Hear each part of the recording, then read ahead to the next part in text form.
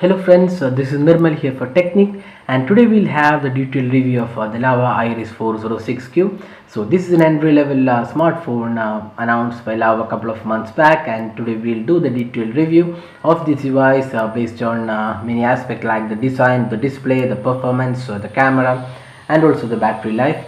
So first up, let's have a quick look at the design and also the specs of this device. So this comes with a 4-inch WVGA display, and it has a quad-core snapdragon 200 processor with 1 GB of RAM.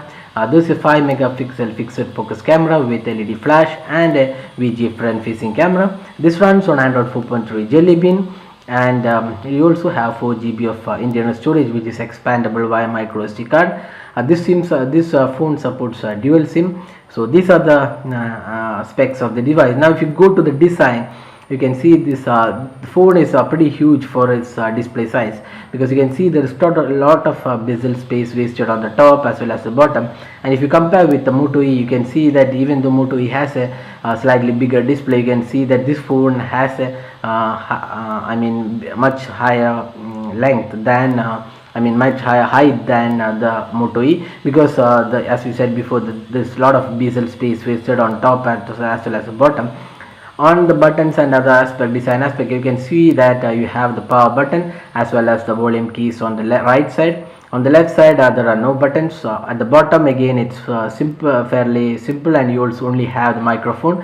On the top, you have the 3.5mm audio jack as well as the micro USB charging slot, and you have an option to place your lanyard, so that's pretty handy from Lava. And Lava has included a flip cover along with the box packing, so that's now becoming a more or less a tradition to include the flip cover in the box.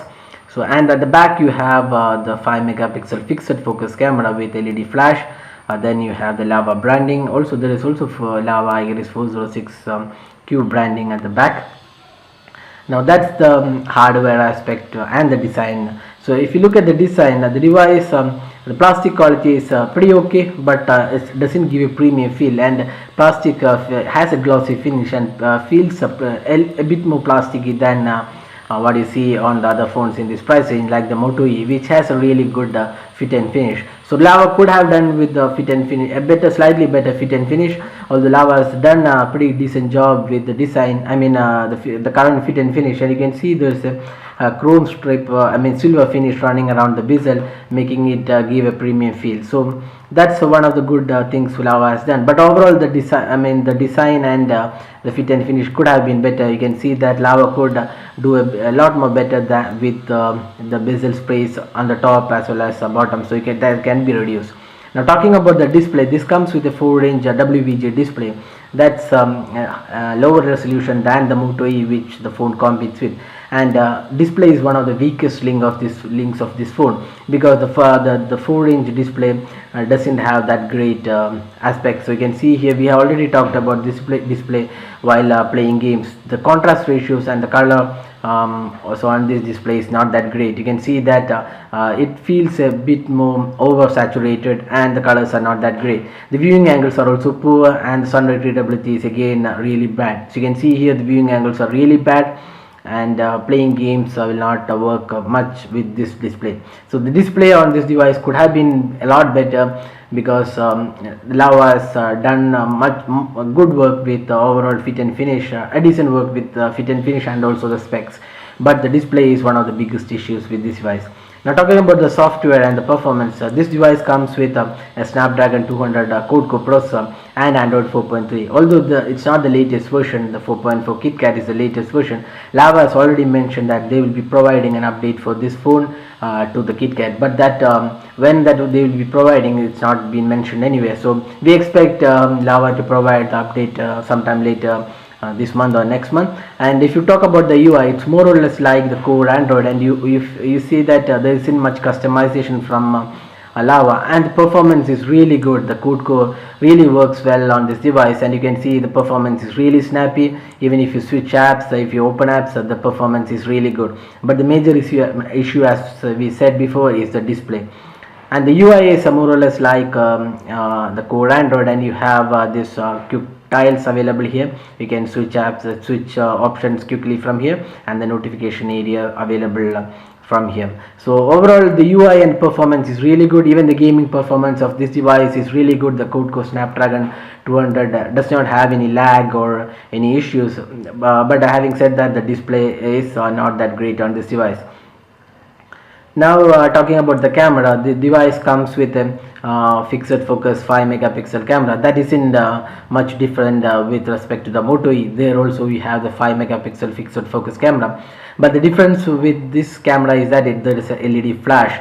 So overall the images are of poor quality. It's not good for a camera phone. So the colors and the contrast ratios on the photos are really bad, and even the daylight photo suffers from large amount of noise, and also the macro shots does not work well because there is a fixed focus camera.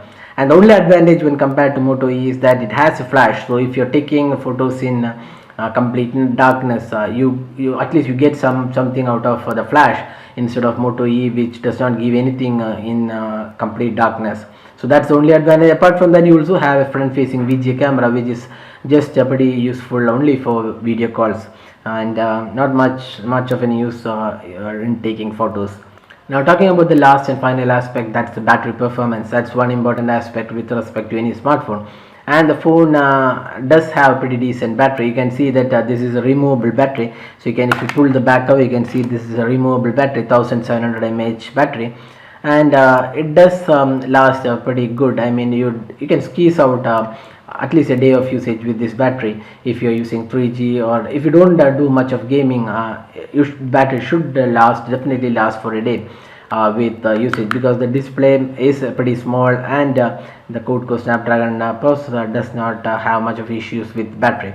So overall the battery life is pretty decent. It's comparable with what we have on the Moto E.